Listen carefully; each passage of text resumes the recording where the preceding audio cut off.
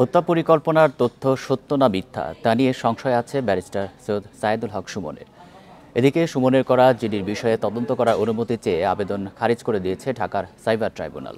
অন্যদিকে চুনারুঘাট পুলিশ বলছে বিষয়টি তাদের মনোযোগে আছে। এখন জন্ম সনদ দিয়ে খোলো বিকাশ স্টুডেন্ট অ্যাকাউন্ট। নিজের বিকাশ নিজে কর।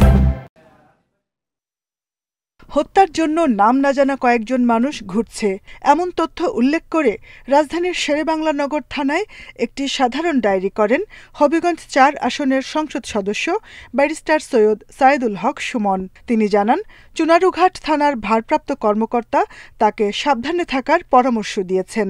পরবর্তী করণীয় ঠিক করতে তিনি এই পরিকল্পনার সত্যতা জানতে চান।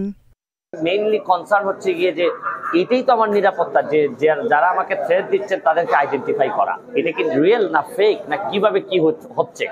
এটা আমার যেহেতু আপনারা জানেন যে শত্রুর সংখ্যা অনেক বেশি বা মনে করা হয় যে আমার শত্রু অনেক বেশি, সুতরাং আমার তো ওইভাবে গুরুত্ব দিয়ে আগাইতে হচ্ছে। এদিকে বৃহস্পতিবার ঢাকার সাইবার ট্রাইব্যুনালে জিডির তদন্ত করার অনুমতি চেয়ে আবেদন করে পুলিশ। বিচারক জুলফিকার হায়াতের আদালত আবেদন খারিজ করে দেন। ট্রাইব্যুনালের পেশকার এই তথ্য জানিয়েছেন। এদিকে হত্যার হুমকির বিষয়টি চুনারুঘাট থানা খতিয়ে দেখছে বলে জানান ভারপ্রাপ্ত কর্মকর্তা হিল্লোল রায়।